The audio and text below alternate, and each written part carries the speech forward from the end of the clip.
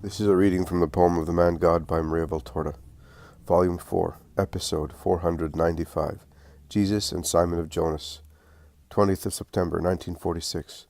I do not know where I am, certainly no longer in the Jordan Valley, but in the mountains bordering on it, because I can see the green valley and the lovely blue river below, whilst peaks of white, high mountains emerge from the vast plateau stretching east of the Jordan. I see Peter all alone on a little rising of ground, staring northeast and sighing sadly. There is some firewood at his feet, and it has certainly been picked up in the woods covering this hill. A little village nestles among the greenery. Peter is really downhearted. He ends up by sitting on his bundle of sticks, holding his head in his hands, all curled up. He remains thus, forgetful of time and of everything, so absorbed that not even some children who pass by with some whimsical little goats arouse him. The boys look at him and then run away, after their goats, towards the village. The sun is setting slowly, and Peter does not stir. Jesus is proceeding along the path which climbs from the village to the hillock. He is walking slowly, and avoids making any noise. He thus reaches the spot where Peter is sitting, and he calls him, standing upright in front of him. "Simon!" "Master!" Peter starts. He raises his head and looks upset while uttering that word. "What were you doing, Simon? All your companions have come back. You were the only one missing, and we were worried. So much so that your brother and the sons of Zebedee with Thomas and Judas have scattered through the mountains, while my brothers with Isaac and Marjam have gone down towards the plain. I'm sorry. I'm sorry for causing pain and trouble. Your companions are fond of you. Judas was the first one to become anxious, and he reproached Marjam for letting you go by yourself." "Simon, what is the matter with you?" "Nothing, master. What were you doing here all alone on this hillock while it is getting dark?" "I was looking. You may have been looking, Simon, but you are not looking just now. Some boys passed near you, and they almost feared that you were dead because you were so bent on yourself. They ran to the fold that gave us hospitality, and they told me. I came. What were you looking at, Simon?" I was looking towards Ramoth Gilead, towards Gerasa, Bozrah, Arbela, our trip of last year.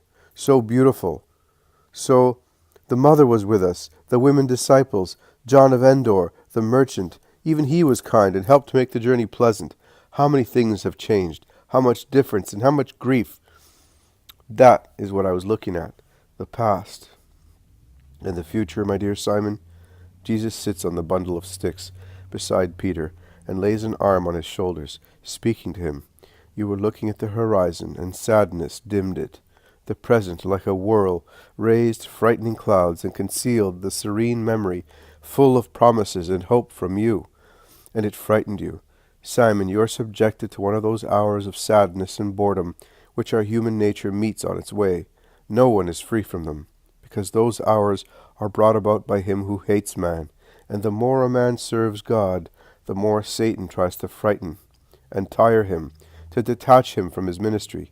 You also are subjected to an hour of tiredness.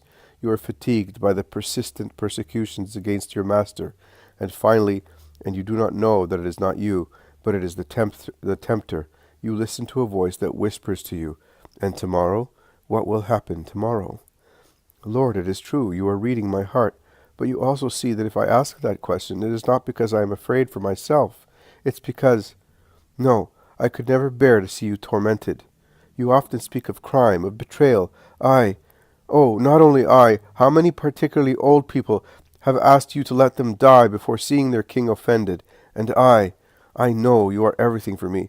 I'm not interested in anything but you. It is not as Judas says, nostalgia for my boat and for my wife. Look, you can see whether I'm telling the truth.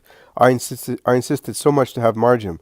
My human nature wanted at least an adoptive son in place of the children that my wife did not give me, mortifying my virility that wanted to be perpetuated. But at present, I do love him, but if you should take him away from me, I would not react. I would only say to you, no, I would not say anything. You would only say to me, go on. It is no use, master. Tell me. I would say, give him to someone who would bring him up as a just man, better than I could. Nothing else. Or rather, and I am saying this to you, weeping for him, for myself, for my brother, and also for John and James, and also for the others. But we are your first ones." Peter falls on his knees, leaning against Jesus' knees with raised hands, palms upwards, imploring, while tears stream down his cheeks and disappear in his beard. "I am saying this for ourselves. Let us die. Take us away before we... Oh, I have always been thinking, for months, and you can see whether it is a thought that tortures me and makes me old. It is an uninterrupted fear that does not even leave me when I sleep. I think that if it is going to be as you say, I could be the traitor, or Andrew, or James, or John, or Marjam, and if we don't go to that extent, it might be one of those you mentioned also 3 evenings ago at Ananias's, one of those who go to the extent of wanting to take your blood, one of those who, out of cowardice, cannot oppose that, and they consent to evil for fear of evil. If I should consent only by not reacting out of fear, Master, oh my dear Master, I would kill myself to punish myself, or I would kill your murderers if I should meet them. If you do not want that, let me die at once, here. Life is nothing but to fail to love you, to be one of those, to see and not." He is so excited that he even lacks words. He bends with his face on Jesus' knees, weeping bitter tears, the tears of a coarse, elderly man, not accustomed to weeping, upset by too many feelings. Jesus lays his hands on Peter's head as if he wished to calm his grief and dispel every perturbing thought, and he says, "My dear friend, and do you think that even if you were not to be perfect at that hour, the Lord who is just would not weigh your mistake with the weight of your love and your present goodwill? And are you afraid that this golden love and will may weigh less than your temporary imperfection, and may be insufficient to obtain for you indulgence from God, and with that indulgence all the assistance to become yourself again, my beloved Peter? Let me die. Save me. I'm afraid." "You are my stone, Simon. Can I crumble a stone on which I will found her who is to perpetuate me on the earth? I'm not worthy of that. I feel it. I am a poor, ignorant man, a sinner. All evil tendencies are in me. I am not worthy. I shall become perverse, a murderer, all the worst. Let me die. Do you realize that if I should find out who hates you? All the world hates me, Simon. We must forgive. I am speaking of the main culprit. There must be a main one, and there will be many, one, and each will have his main task. Which task? That of, oh, don't let me say it. But you must forgive, like me and with me. Why are you so upset, Simon, thinking of what you might do to punish? Leave that task to the Lord. You must love and forgive. Be indulgent and forgive. All those who will offend against your Jesus, need so much to be helped to be forgiven. There is no forgiveness for them.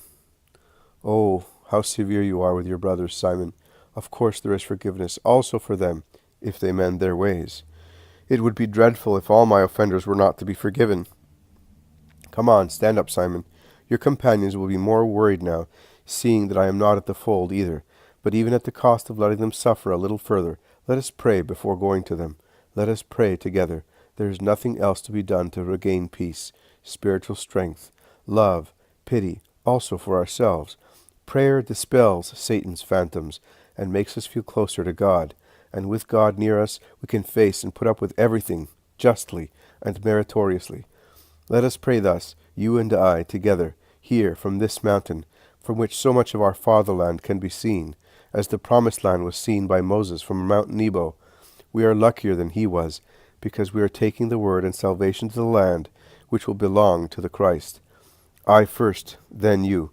Look, the Judean mountains can still be seen in the last light, but beyond them there is the plain, the sea, then other lands, the world. They are waiting for you, Peter. They are waiting for you to learn that there is a true God, a God who will give the true light to the souls groping in the darkness of gentilism and idolatry. Look, the earthly light is growing dim. How could wayfarers not lose their way in a lightless night? But there is the pole star. It is rising already to guide wayfarers. My religion will be the star that guides spiritual wayfarers on the way to heaven, and you will be so united to it as to be one light only with me and my doctrine.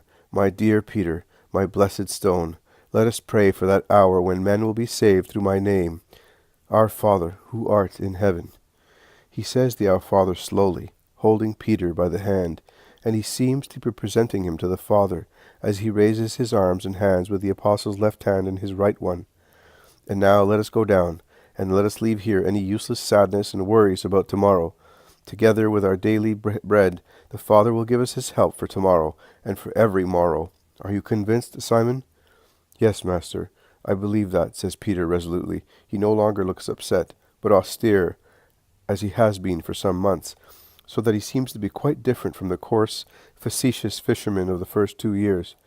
They go down, Jesus ahead, followed by Peter with his bundle of sticks, and almost at the first house of the village, they meet the worried apostles.